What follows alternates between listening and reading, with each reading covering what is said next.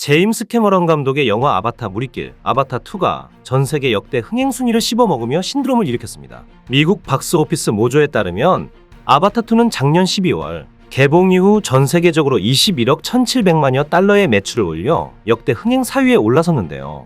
5위가 된 지 불과 하루 만에 새 기록을 쓰며 초대형 흥행 대작 규환의 면모를 제대로 보여줬습니다. 이번 아바타2 순위 상승으로 캐머런 감독은 전 세계 영화 매출액 순위 4위 내에 자신의 영화 3편을 올려놓게 됐는데 바로 1위를 기록한 전작 아바타와 3위의 타이타닉입니다. 특히나 아바타2는 한국에서 개봉 42일 만에 누적 관객수 1,000만 명을 돌파하며 전작에 이어 다시 한번 초대박 성공을 이끌어냈는데요. 이렇듯 아바타 시리즈가 한국에서 쌍천만을 기록한 소식에 제임스 카메론 감독을 비롯해 아바타2 주역들이 한국에 직접 진한 감사의 인사를 전했습니다.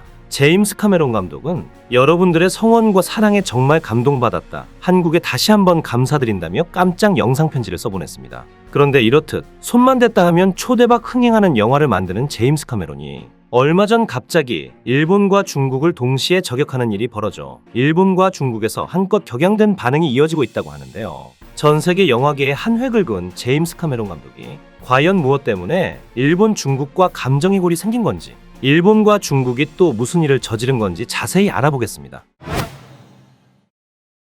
엔데믹 이후 제임스 카메론 감독의 영화 아바타2가 전 세계적으로 흥행 돌풍을 일으키고 있지만 유독 일본에서만 부진한 성적을 거두는 등 이례적인 상황이 연출되고 있어 궁금증을 자아내고 있습니다. 일본 흥행통신사에 따르면 연초 일본 박스오피스 1위는 더 퍼스트 슬램덩크가 차지했고 2위는 스즈메의 문단속, 아바타2는 3위를 기록하는 데 그쳤습니다. 이런 일본 영화계 분위기는 한국을 포함한 다른 해외와 상반되는 상황으로 보이콧으로 일부러 피했다고 할 정도로 흥행이 저조한 게 사실인데요. 실제로 일각에서는 이번 흥행 부진의 이유로 아바타 영화에 전반적으로 흐르고 있는 일본 포경산업에 대한 비판적 시각이 일본 관객들의 마음을 부글부글 끓게 해 발길을 돌리게 했다는 분석입니다.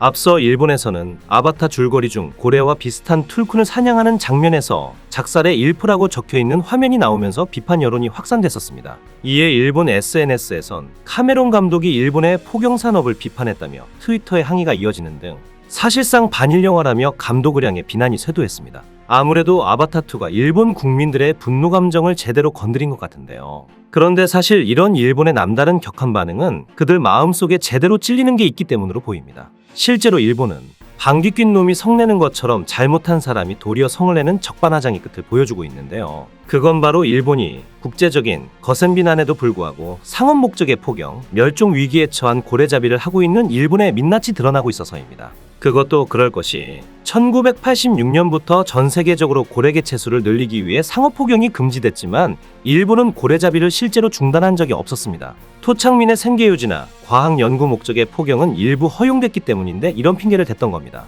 과학적 연구라는 명목으로 매년 수백 마리의 고래를 잡아온 일본은 지난 2019년엔 국제포경위원회 IWC를 본격적으로 탈퇴하고 상업포경선을 내보낸다고 당당히 밝혔습니다. 앞서 2018년 일본이 IWC 회의에서 멸종위기와 상관없는 어종을 중심으로 고래잡이를 허용하자고 주장했지만 해당 내용이 부결되자 IWC를 떠난다고 돌발 행동을 한 겁니다. 그런데 이미 1987년 이후 일본이 과학연구 목적으로만 잡은 고래만 매년 1200마리에 달했다고 하는데 심지어 식용을 위한 고래 사냥이 대부분이었다고 합니다. 1940년대 후반에서 1960년대 중반까지 고래고기는 일본에서 주요 식재료였는데 IWC 가입 당시 연구 목적으로 잡힌 고래 역시 대부분 식탁에 올라갔습니다. 이렇듯 포경을 옹호할 수밖에 없는 일본은 고래고기가 돼지나 소고기보다 온실가스 배출이 적다고 주장하며 자신들의 행태를 이미지 메이킹하기에 바쁜데요. 그런데 일본이 이렇게 앞에서는 이미지 메이킹을 해놓고 뒤에서는 상업포경을 다시 합법화하자는 수를 쓰고 있었다는 폭로가 전해졌습니다.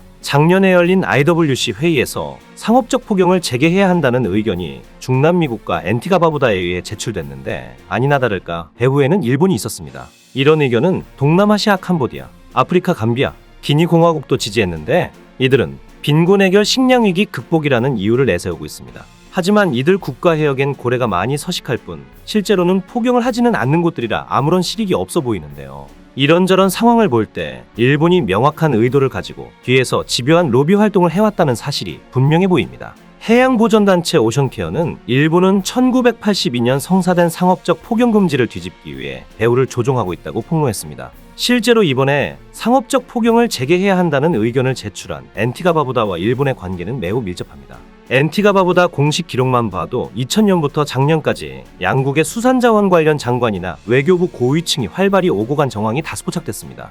더구나 엔티가 바부다는 포경 지지에 찬성하는 국민이 거의 없지만 줄곧 일본을 지지해오면서 석연치 않은 분위기를 내뿜었는데요. 실제로 2006년 WWF가 내놓은 여론조사에 따르면 엔티카 바부다 국민 중 14%가 포경 지원에 찬성한 반면 반대는 79%에 달해 일본과 긴밀한 접촉이 있었음을 드러냈습니다. 그런데 심지어 최근엔 일본에서 고래 자판기까지 등장하는 등 전 세계인들을 경악하게 할 소식이 나왔습니다. 이미 상업적 포경을 하고 있는 일본에서 급기야 고래고기가 도심 내 자판기로 판매되기 시작했다는 건데 그 내용을 들여다보면 가히 충격적입니다. 영국 인디펜던트에 따르면 일본 도쿄에 위치한 회사 교도센바쿠는 얼마 전 냉동 고래고기를 판매하는 자판기를 도쿄와 다른 지역에 설치하고 본격 판매에 나섰습니다. 이 자판기엔 일본에서 잡힌 고래회, 고래 스테이크 등을 비롯해 캔통조림이 판매되고 있는데 가격은 하나로 9,500원에서 29,000원 수준입니다. 그런데 이 회사가 자판기를 설치한 이유를 들어보면 더 충격받으실 텐데요.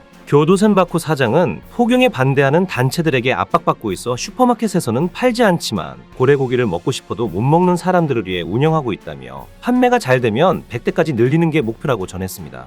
일본이 IWC를 탈퇴한 지 올해로 5년째인데 왠지 시간이 갈수록 소름 끼치는 일들만 만들고 있는 것 같습니다.